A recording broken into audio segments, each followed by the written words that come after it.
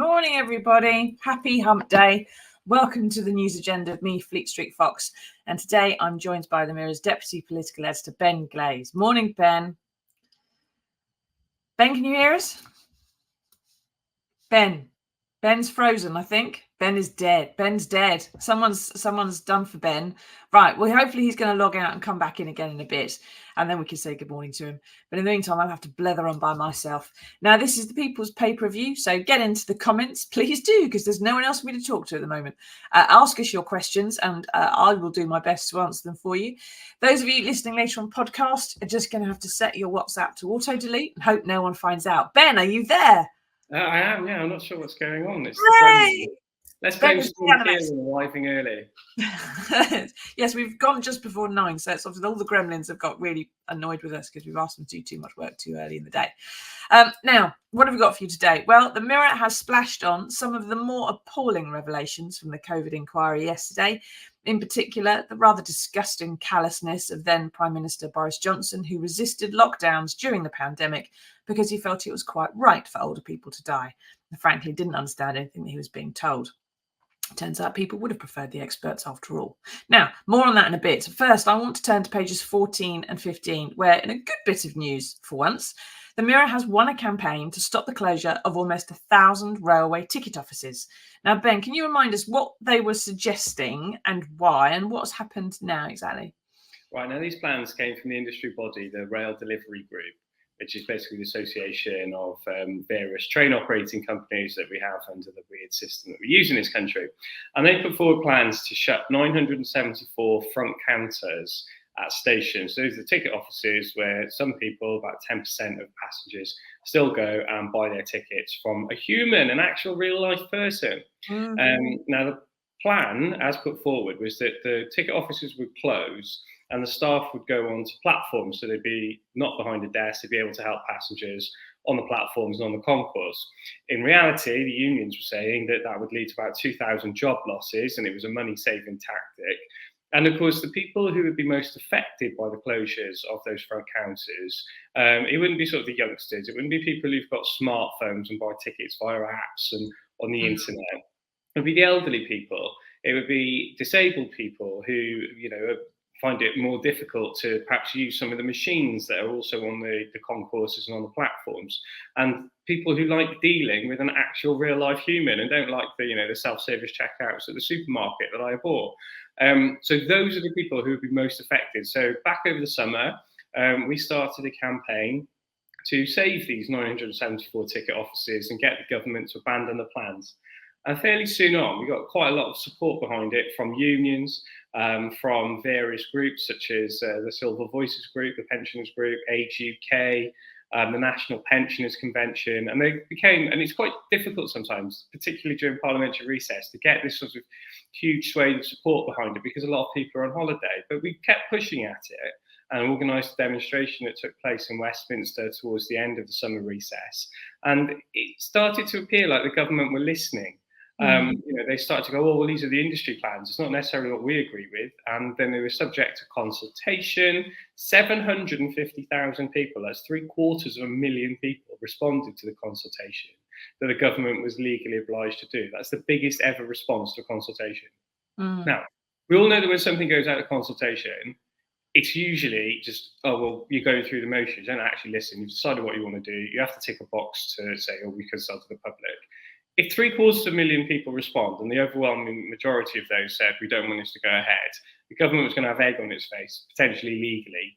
And Metro mayors, including Greater Manchester Metro Mayor Andy Burnham and the West Yorkshire Metro Mayor Tracy Brabin, they said they were going to look to launch a legal fight against the plan should they go ahead.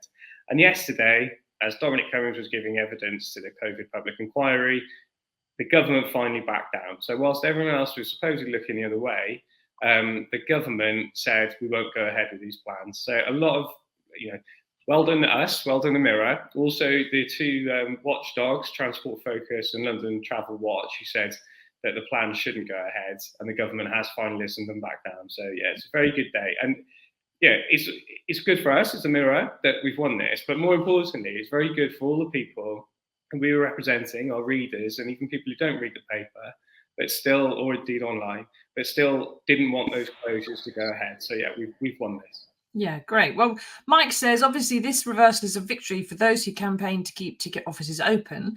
But is this another example of the government changing announced policy outside Parliament? Why not announce it in the Commons? It's the kind of thing where parliamentary etiquette does indeed require that some of this stuff goes to Parliament before it gets announced publicly. And yet, Transport Secretary Mark Harper has come out yesterday, as you said, just when everyone's looking the other direction and saying, no, we're not doing this anymore. Why have they actually, firstly, are they going to get in trouble for doing it this way? And secondly, why have they crumbled now? Because they always knew it was going to be unpopular. It was never going to be a terribly popular thing to do. Is it the legal threat that really did for it? And obviously we blow our own trumpet a bit, but that wasn't the so governments don't like fighting legal cases. They cost taxpayers a lot of money. They get dragged through the courts. Things get delayed, and they're already fighting the Rwanda deportation row in one court. If this legal fight had taken place, it's entirely possible to have dragged well into the middle of next year. And what's going to happen later next year? More than likely a general election. Do you be fighting to shut nearly 1,000 ticket offices that are used predominantly by older people at a time when you're trying to court the older people vote ahead of a general election to try and cling to power? Of course you don't. So the government has, they've done it during the prorogation, which is the parliamentary recess before the state opening next week. They've done that. They're trying to sort of clear the decks, you'd assume. Like Isaac Levido, who is a PR and lobby chap that the Conservatives used in the 2019 general election, which obviously gave them an 80-seat majority. He's told senior people at Number 10 to get the barnacles off the boat, which is a phrase that Linton Crosby, another Tory election guru back in 2015, used to basically strip away all the things that you're not that bothered about. They're not going to win you any votes. Get rid of them and focus on some core priorities. So the government has abandoned the plan now. In terms of why they've done it outside of Parliament, I mean, I don't think they're going to get into a lot of trouble from the Speaker, Sir Lindsay Hoyle, from doing this now. He would prefer it to be announced to Parliament first, obviously. But there's that old saying from well before my time: if you want to keep a secret, announce it in the Commons, because no one's looking at the Commons. So. Yeah, fair enough. Okay. So we can blow our own trumpet a little bit. I mean, what do you think, everybody? Do you think that this is a great victory for people power, I suppose, in a way? A lot of newspapers reported on it. A lot of TV regional stations reported on it too. But the Mirror is the only one that actually decided to take a stance and fight it and make it a campaign. And as a result, can now claim it was the Mirror what won it. But on that page, as Paul Routledge points out in his op-ed, and he's a former industrial reporter who covered a lot of the strikes in the 70s, so he knows what he's talking about here. He says this is just a battle won, not the war. And the rail bosses will be back because they have this long-term aim of cutting staff numbers and costs. So, like you say, they've got the barnacles off the boat in this particular instance. But at some point in the future, those rail bosses, whether it's a Labour or a Tory government, are going to be back and saying they want to axe staff numbers in some other way, or maybe try and reinvigorate this. I mean, where does this go next? I do think that because there is a decreasing number of people using those front ticket counters, those front ticket offices. So when I have no doubt that at some point these plans will return. Possibly not on the same scale. It might not be 974, it might be 500. They might pick the 500 least used in the country and then say, look, only 10 people have used this in the past 2 weeks or something like that. What is the point in staffing it from 8 till 6 or 9 till 5, whatever, at a cost of X? We could have that person out on the concourse or on the platform, talking to passengers, helping them with, get on the next train, you can change here, it'll save you 10 minutes, whatever, that sort of thing. So yes, I think Routledge is right there. We've won this particular battle, but the overall direction of travel, if you like, it is heading one way to more automation. So those 974 front counters that were under threat until mid-morning yesterday, do I think they'll all still be there in 10 years? Probably not. No. Well, and as I had to catch a train yesterday, and the automated ticket machine had been smashed to hell by someone either in a fury at the train operators or more likely because they're a bit drunk and fancied a fight with the machine. So it would always have been impossible yesterday, whether there's a ticket office open or not, to actually buy a ticket. But anyway, tell us what you think, everybody, about the railway ticket offices staying open. Is that a relief for you? Is it something that doesn't matter? You always buy tickets somewhere else anyway? Or are the Tories just managing a declining service and someone's going to have to bite the bullet on this at some point? Let us know. Now, on to the horror story of Halloween. Yesterday, former Downing Street advisor Dominic Cummings gave evidence at the COVID inquiry. And not only did jaws hit the floor in the first 5 minutes, by the time he'd finished, there was no floor left. Now, depending on which paper you read, if you're reading one that's supportive of Boris Johnson's, a bit more right-wing paper, for example, then Cummings, the lockdown dodger, squirmed under cross-examination, basically admitted foul-mouthed, misogynistic rants at others within Downing Street. And if you read another paper, say the Mirror, then Boris Johnson led a government of criminal incompetence so callous they genuinely blamed the elderly for catching and dying from COVID because that caused them an economic headache. Now, let's stand back from this for a minute, Ben, and the papers and the politics just for a bit. This was, regardless of how you feel about it, clearly a government that with a depth and a breadth and a volume of dysfunction and personal hatreds within it, it wasn't able to run a tap without starting a scandal, never mind a country, was it? It was, yes, COVID has caused this to come out, but I mean, this was happening long before COVID, wasn't it? Yeah, so when Boris Johnson took Dominic Cummings into Downing Street in July 2019, when he became Prime Minister, so many of us were shocked that he brought him in. I don't want to go back to that particular day because there was just so much going on, and one bombshell after another. Priti Patel becoming Home Secretary, for example, those sorts of things, and that was in the end a footnote for what went on. So we were surprised, very surprised, he brought Dominic Cummings back because everyone knew what he was like. Obviously, no one knew that 6 months down the line there'd be this once-in-a-century pandemic hitting Britain, hitting the world, and lapping up on British shores. So the whole system, the Prime Minister, his advisors, the civil service, none of it was set up and able to deal with, understandably to a certain extent, because this hadn't happened for 100 years, and obviously an awful lot of changed in 100 years. Nobody was ready for it. But beneath the surface, the chaos, the warfare, the internal hatred that existed, it was terrible. And now we're finally, thanks to the COVID public inquiry being chaired by Baroness Heather Hallett, finding out exactly what they thought of each other, the arguments that were being had, the language that was being used. You and I have worked in newsrooms for years, and I think some of those messages yesterday would have made either of us blush. Well, I don't know about blush, but it certainly made me recognise a few things.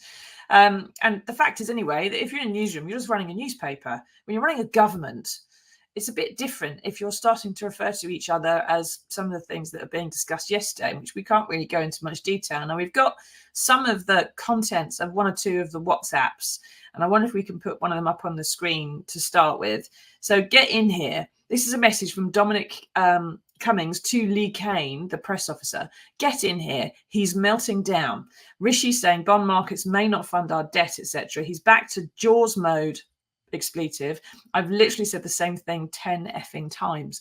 Now this is and he still won't absorb it. I'm exhausted just talking to him and stopping the trolley. Now this is Dominic Cummings talking to the press officer saying, please get in here and help me persuade the Prime Minister about what we need to do next, because he is in the mode of being the mayor in Jaws, insisting that the beaches must stay open, basically insisting the country must stay open and, stuff COVID, we'll get through it, sort of thing.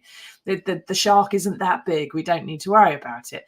Now, if that sounds panicked, it is. Some of the detail is just astonishing. Messages claiming that the Cabinet Office wanted to delay a lockdown because they hadn't done the work and didn't want to work weekends to get it done. Boris Johnson thought his main danger was talking the economy into a slump. Boris in Jaws mode, like we've just said. Hancock was a liar. Mark Sedwill, the cabinet secretary, didn't have a Scooby. Cummings just seemed to loathe all the women all the women in Downing Street, whether they were civil servants or Carrie Johnson. He blamed them for making the Prime Minister do something that he didn't want the Prime Minister to do. And also the Prime Minister was careering around like a broken shopping trolley. Now, like I say, it all sounds really panicked. And if that's so, it's because I think, Ben, for the first month or two, the government, and Cummings included, didn't think COVID was going to be a big issue. They didn't get things in place when they should have done, perhaps a month sooner. Even when the Chinese were bulldozing roads to stop the virus spreading and setting up fever clinics, it didn't occur to them that this was going to come this way, didn't shut down the flights from China and so on. Italy goes into lockdown, and they still didn't even email the Prime Minister during his 10-day half-term break. I mean, a lot of this, there's the shocking WhatsApps, aren't there? But there's also the fact that the insistence and the swearing and the fighting is covering up the fact, really, that for a month, when they should have been starting to get stuff in place, they weren't doing anything. And Boris was on holiday, in fact. If you let's go back to late summer and autumn 2019, right? Parliament's paralysed. Parliament's paralysed by the Brexit wars, right? Yeah. Then there's a general election. Boris Johnson gets his 80-seat majority, so you can take us out of the EU after 3.5 years since the referendum of Tory party civil war, the country being massively divided. We go out of the EU in late January 31st, 2020. After that, everyone breathes a huge sigh of relief, right? Even Remainers who thought, democracy must be respected. It's got done. Let's all just take it easy, calm down for a bit. Mm. Far away lands, you've got this pandemic breaking out, but it's okay. It's in China. It'll never get over here. And then suddenly it starts sweeping the globe. Unbeknownst to people at the time, already rife in Britain, spreading like wildfire. The Prime Minister goes for a half-term retreat, not actually to his country retreat at Chequers, which is the Prime Minister's traditional country bolt hole in Buckinghamshire. That's been refurbished. Instead, he goes to the Foreign Secretary's down in Kent at Chevenix.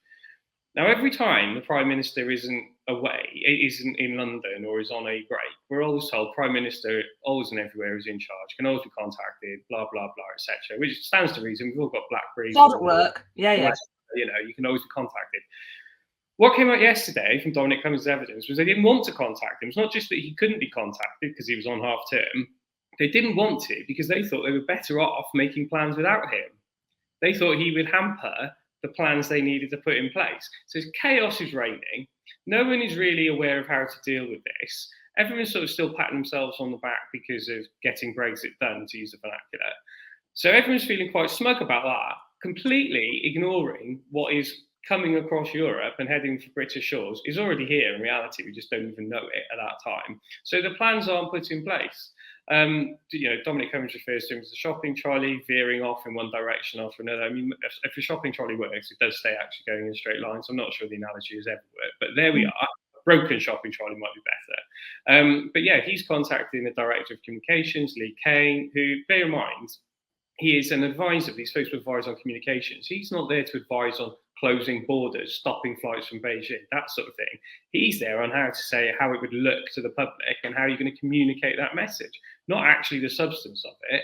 Meanwhile, filthy messages are going back and forth, with misogynistic terms, berating the civil service, effing and blinding about other advisors, other ministers. It's the entire chaos of just reigning in Downing Street at the time, all the time. They're supposed to be building our defences for something that is already here. Yeah, exactly. And it doesn't seem likely. What does seem to have come out is that, like you say, Lee Kane, whose job it was to communicate government policy, and Dominic Cummings and everybody else is basically having to babysit a toddler, and they are themselves toddlers. They're not, any of them, acting with maturity or dignity or respect even for the job they're doing and the role they're fulfilling. I mean, what do you think, everybody? Do you feel that this is the kind of government you voted for?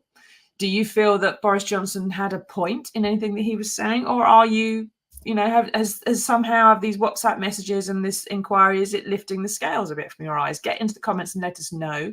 What impact do you think this had on the COVID care that you or your loved ones had as well? Mike says it's quite surprising how senior journalists who were very close to number 10 when Johnson was there as COVID broke now seem astonished at the chaos. I don't know who you're thinking of, Mike. I suspect it's one or two people who might work for the Daily Telegraph or the Daily Mail. Did they trade access for favourable coverage? This is the kind of thing that's often said about journalists, isn't it, Ben? And often those who sort of work in the lobby, like you do, and that somehow or another that you sort of promote somebody in return for actually getting some kind of access to them.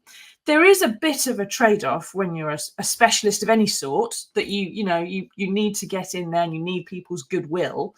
And occasionally you do stroke an ego here and there, or I find that I do, but I certainly don't sell my soul in order to, get someone to talk to me in future. I usually insist that I'm going to tell the truth and try and earn their respect that way.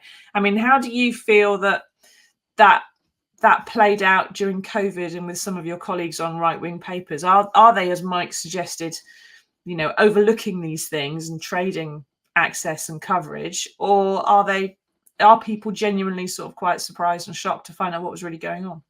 Within mainstream media, and I would obviously include myself in that, and most of the lobby, no, you don't sacrifice principles to ignore a story or big someone up or look after your contacts, that sort of thing. Everyone knows there's a story at which point you'll have to burn your contact. This living in the real world. On the extremities, both the far left and the hard right, hard left, hard right, you have journalists, massage journalists, and to be honest, I'm going to put that in inverted commas, journalists, fans with notepads, and some of them do. Someone whose words regularly appear in a journal, but perhaps don't have quite the same rigour as, say, news reporters. You do have fans with notebooks who will go and write what they're told by a politician on the hard left or on the hard right. Now, I don't take that seriously. Most respected, if you like, reporters wouldn't. We do have a go. Like, the Mirror is often critical of stuff that Labour is doing. We're currently trying to press for free school meals to go into the Labour manifesto. Labour hierarchy is not happy about that. They don't want to do it. So it's not the case that even as a Labour supporting newspaper, we agree with everything that party does. Telegraph doesn't agree with everything the Conservatives do. Mail doesn't agree with everything the Conservatives do. And there's one other thing that I think is worth highlighting from Lee Kane's evidence yesterday, and just the evidence he gave from the box as opposed to written, the WhatsApps that were exposed. I don't think Lee Kane actually came out of it that badly yesterday. Obviously, if he hadn't been followed by Dominic Cummings, he might have looked a bit worse. But there was one thing he said, which I found very revealing, right? He said Boris Johnson didn't have the skill set to be Prime Minister during a pandemic. Now, we all know that, obviously. We knew that at the time. But what Boris Johnson was very good at was a campaigner. If he hadn't have led Vote Leave, we'd probably still be in the European Union. He is a conservative, old Etonian, bumbling posho, if you like, who twice became Mayor of London, Labour London. He's a brilliant campaigner. There's no getting away from that. And that's 2019 majority of 80 that he won for the Conservatives that finally led to us leaving the EU. Nobody else could have won that. But those skills as a great campaigner do not translate into being a great Prime Minister, and certainly not when the country's hit by the worst crisis since the Second World War. Now, when Dominic Cummings, who's obviously decided as the Prime Minister's chief advisor that we needed to go hard on a lockdown and earlier than one was actually imposed, that was his advice to the Prime Minister. Now, very coarse language, it must be said, but that's one line of advice that the Prime Minister should receive. The Prime Minister does have a duty, I'm not sympathising with Boris Johnson here at all, but he does have a duty to consider not just the effects on public health and the NHS, also the effects on the economy.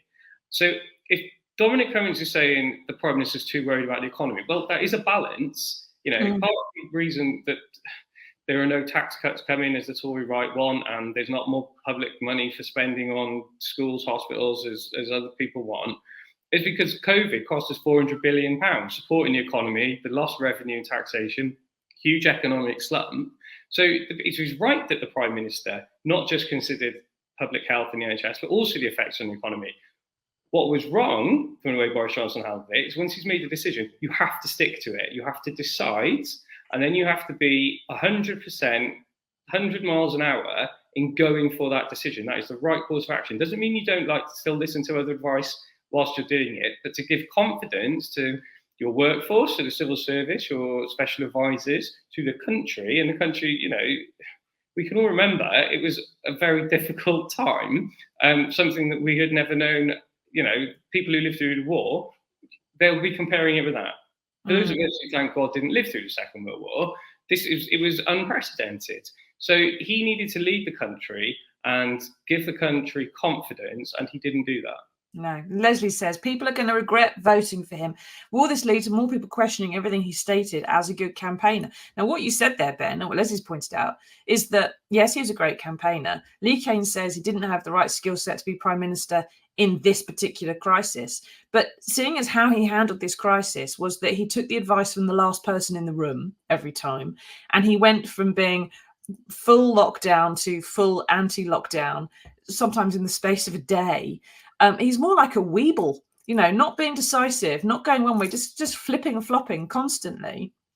And that isn't the right skill set to be a prime minister in any crisis, on any day of the week. Never mind. Yes, you need to, like you said, you need to balance the problems with the economy and the problems with people and try and find a way through it. But that means you take advice from different people and you have to be stable and try and figure the route out. But if you're unstable and you're banging around like this all the time, you're never going to make a decision. You're never going to be able to have any clarity of direction, and no one else around you is ever going to know where you're going either. Now, some of this is nothing that we didn't suspect, I suppose. But, we had civil servants and press officers who just despaired of him. We got the staff around him all fighting with each other like cats in a sack. No one was really able to do the job they were supposed to. They were reliant on him providing a center of gravity, I suppose, and they didn't have that. He was reliant on them telling him what to do. So who's ultimately responsible here? Is it the Prime Minister then, Boris Johnson, for not leading better and getting a grasp on things? Or is it the officials and the advisors for not really forcing his nose into the bridle and getting the work done that he needed to get done? The Prime Minister is always responsible. That is his job. As Prime Minister, it's to lead and to ultimately take responsibility. So, if he didn't like the advice he was getting, well, that sucks, hey? But, get different advisors. But if they're just telling you what they think is true, based on the evidence they've looked at, they are the experts in the room. Well, you, as Prime Minister, absorb that information, you balance it, you go across the details, and then you decide. And once you've decided, you say, this is what we're doing, and this is how I want us to do it, and you're clear. And like I say, you can carry on taking advice as you go along. It doesn't mean this is it, you don't ever think twice about it, but it means that you provide that direction so people know what you are doing. And you don't change your mind the moment you hear a different bit of advice, because you decide after hearing all the advice, and then you take decisions and you justify them and you stand by them. So ultimately, only he is responsible. Yeah, well, Rachel says £400 billion cost, yes, but how much did they waste? Track and trace, the loans were awfully organised. If you don't do the paperwork and the homework properly, then you don't organise things properly. And there's a message from Boris Johnson, which I think went to Lee Kane, his press officer, which just shows how little he did understand what was going on. He said, I must say I've been slightly rocked by some of the data on COVID fatalities. The median age is 82, 81 for men, 85 for women. That is above life expectancy. So get COVID and live longer. Now, let's just keep that up on the screen for a moment. The median age of fatalities may well have been 82. And the above life expectancy, that may well be, yes, for the general population, which I think is about 80, 81. But the fact is that your average life expectancy, right, is affected by the number of babies who die, and people who die in childbirth, and people who have car accidents, and everything else that happens before you get to 80, all right? So there are an awful lot of 80-year-olds who are going to make it to 90, who are going to make it to 100, so long as they get the right care. And just because you're in a care home, just because you've got a chronic condition, like a particular heart problem or, a prostate cancer that's quite slow, for example, doesn't mean you don't have 10 years of useful life left in you. And the fact is that when people were explaining average life expectancy to the Prime Minister, he needed to get that the over 80s are still his voters. They're still There's still someone's granny or granddad. There's still people who are either taking a pension or buying things in the shops. There's still active economic units, all right?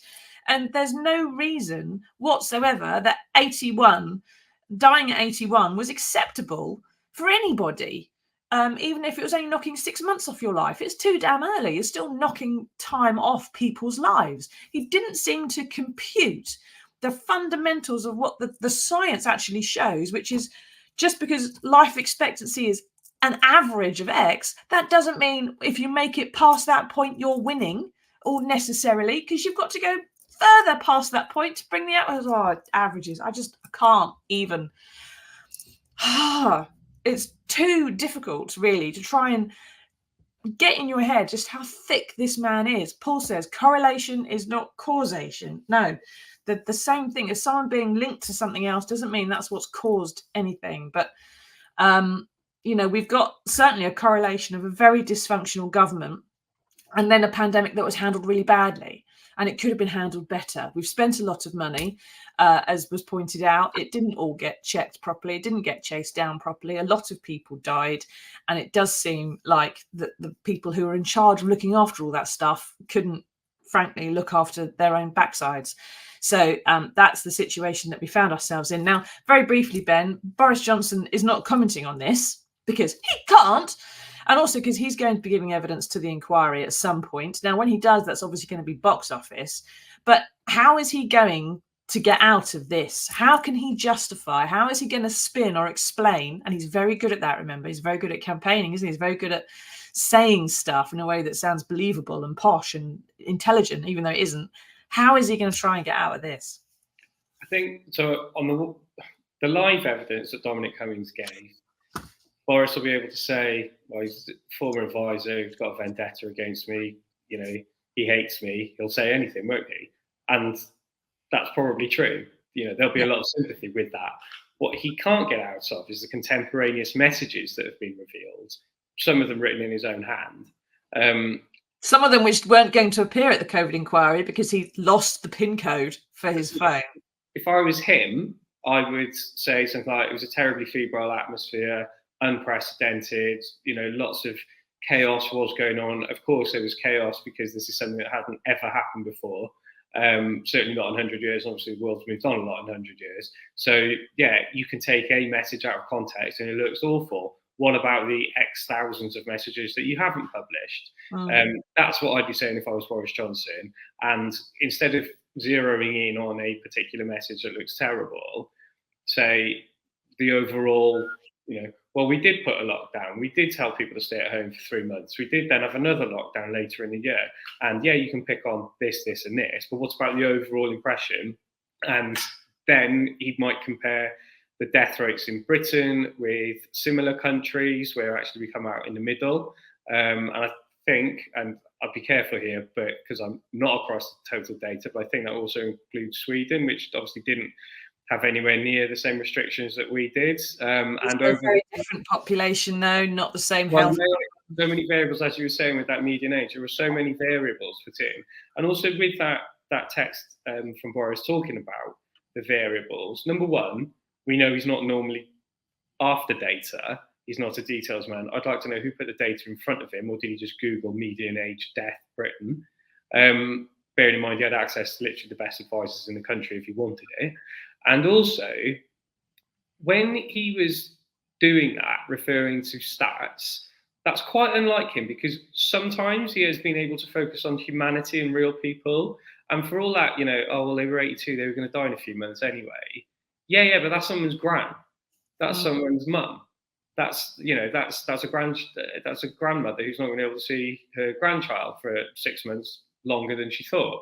So it's quite unlike him. And it did remind me of when, you remember why Rishi Sunak became our Chancellor in the first place on February the 14th, 2020? It was because Sajid Javid, the incumbent Chancellor, refused to sack some of his advisors. And allegedly, according to Sajid Javid, Boris Johnson said to him, "They're just people, Saj."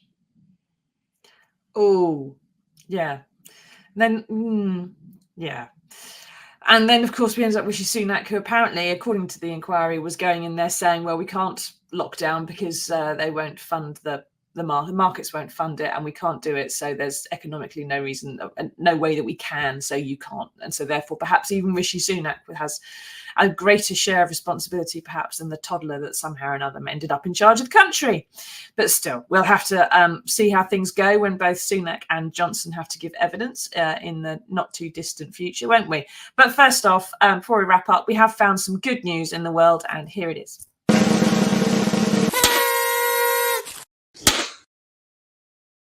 Now, the osprey is a gorgeous bird of prey. It was driven to extinction for more than 150 years, and a breeding pair was finally reintroduced to Scotland in 1996. Now, a new report has found that they are at record levels. There are now 280 pairs. They've laid 203 eggs. They're doing so well. They're moving south out of the Scottish Highlands and repopulating the north of England as well. And there's some other hawks, the marsh harrier, the goshawk, the white-tailed eagle, are also doing terribly well. Ben, is this proof, do you think, that it's a good thing Boris Johnson, Dominic Cummings and the rest were never put in charge of bird conservation? Boris. They're just birds, Ben. They're just birds. He is all about the wildlife. He does like the wildlife and rewilding. So, you know, I don't know to what extent he's had an influence on it. But, you know, I love this story. Ospreys are great predators. If you look at some of those, we haven't used one there. We've used a picture of a nest. But every now and then you see a picture of an osprey like diving on the lake or coming out of the lake with this like big fish in its claws. It looks fantastic. And I've actually got personal experience with this because so I'm a member of the RSPB. And I do like seeing birds of prey. In Cornwall, where I go every few months, because family down there, there was supposed to be an osprey's nest on a particular, I won't say where it is actually, because it's probably some people do tend horrible to people trying to steal the eggs. So I went there, didn't actually see the osprey, but it was exactly the sort of place where they would be nesting. And you know, the fact I couldn't see it is a good thing, because people who have more nefarious intentions than me also probably wouldn't be able to find it. But no, I'm glad they're back. It's great. Yes, it's wonderful news. It does seem to show that no matter how bad things look, even if you're actually extinct for 150 years, with the right care and attention from experts who know what they're doing, everything and everyone can be brought back from the brink. Let's try to hold on to that thought. Bit of positivity after the chaos we've just had to define for everybody. There's always a way out of things. Let's try and get through the rest of the week. And Storm Kieran, if you're in the south of England, batten down the hatches. And let's hope a tree doesn't fall on the house. If you're in the north of England, let's hope you don't get too much more rain because you've had enough. And let's all try to hope that we get through to next Monday, when we can have another edition of the news agenda and we'll all be in one piece for it. And we'll see you then right here, 9 o'clock on Monday morning. Till then, everybody. Tatty bye.